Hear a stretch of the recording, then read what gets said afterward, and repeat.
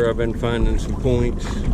Been finding lots of stuff out here. Been tagging with lots of bird points in one area. I'm gonna try to go for a bird point. I love them little things. They're all made of just beautiful material, and every one of them's a week maker. Some of them are month makers. They're just dandies.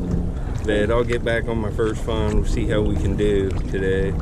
It's kind of overcast and looks like it's gonna come up a thunderstorm or something later, so it won't be quite as hot. I'll get back on my first find fish later. Alright, you can see how far I am offshore here. Like at least 25-30 yards right now. And I can touch the bottom with my kayak oar. It's that shallow. The water's much higher here than it was in Indian times.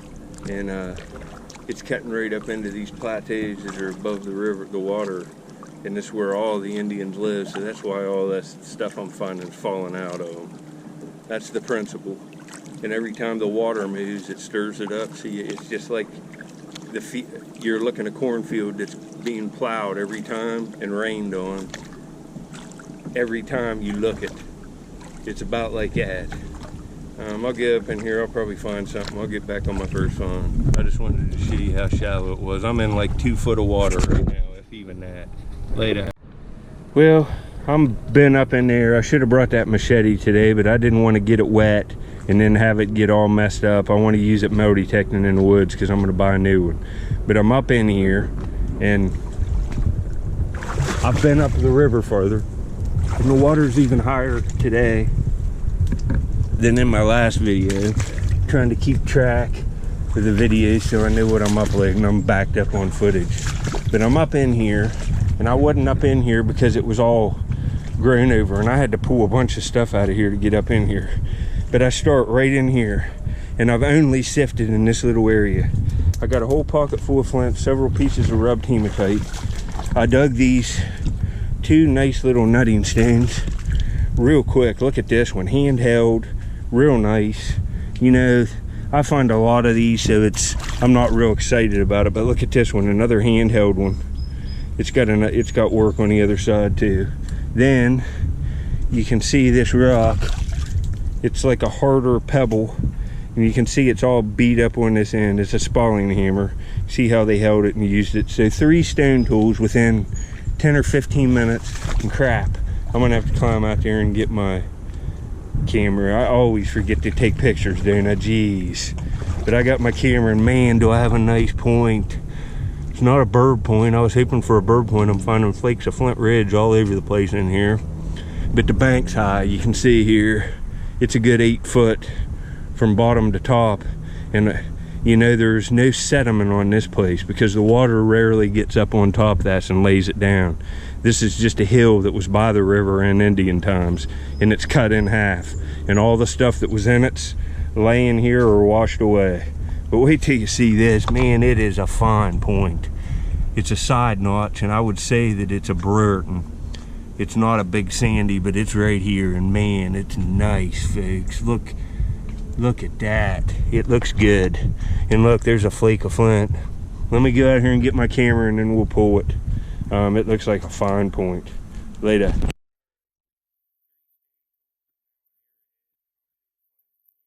See, there's a good bed in there. And I got some little flakes of pottery and stuff. There's a lot of bird point stuff in here. See, there's another flake right there, like heat treated river cobble chert. But let's pick this up. It looks like a dandy nice point. Oh, it's nice. I'd say it's a Brewerton. Oh, it's thin too. It's real nice. Look at this. Perfectly symmetrical. Oh, really nicely made. Look how nice. It's really super heavily ground. You can even see it. I can eyeball it there and tell it's ground. It's ground up on the edges too. Wow, that's nice. That might be even older than Brewerton, the way it's made. It's a nice little point. Wow. Look at that right there. Unbelievably nice. Beautiful point, folks. Happy I could share it with you. Hope everybody's doing all right, and thanks for watching. Later. All right, I'll give you a shot down the valley there. I'm up in here sifting, and I've had a pretty good day. I'm gonna call it a video because I've got enough stuff. I found 3 stone tools. I just got multiple broken points. I didn't film them because they were breaking the screen, but let me get them out of my pocket. Got these 3 stone tools there, 2 nutting stones and a hammer stone. You saw them.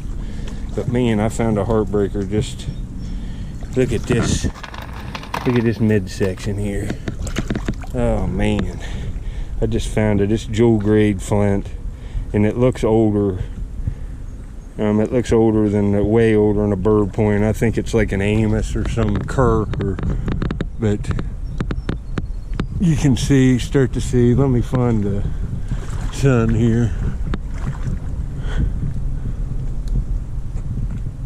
It's real, it's stained up, but it's real translucent. That's a shame. That would have been a month maker. I got lots of little pieces of pottery, lots of little pieces of rubbed hematite. Look at these little pieces, and the facets are right there around the edge. It's like they were painting lines with it. These are pretty cool. All of this real nice flint. Look at some of this stuff. Look at that stuff. It's just insane. The point made out of that would just be worth, you know, the whole month of looking. See if that's jaw. Look at that golden stuff. There's just lots of it today. This stuff is cool. Look at that stuff. I'd say that's translucent too. It is. Some real beautiful stuff, but I got this beautiful point. It's either I'd say it's a Brereton side notch. That's what I'm calling it, and I'll show other ones at the end of this video, like with a picture or something, showing other ones with this one laying on the picture. In the age of it. I'd say it's like middle to late archaic, I would say, by looking at this point and the chipping and the basal grinding and everything. That's a beauty. It's real nice. Well, anyway, that's going to be it for today. This is the stuff I found. Well, it's not going to be it. I'm going to look more and try to get another video. Water's up, but I'm doing good. Later. Oh, I forgot. I found this serrated point. This was in there. It's gray with red on it, and the edge is serrated, but it's fire popped apart. It might be one of them little bird points, but that kind of looks older too. See the saw teeth serrations on it. That's a shame. Gray material with red stripes all over it, and it's real well made. But that's all the stuff. Several breaks and a nice side notch, pottery shards. There's another little piece of pottery there, right there. You can see this stuff. Pretty cool. That's a rim off a bowl right there. That's the rim right there. It's a piece of pottery, but it's just all blown up.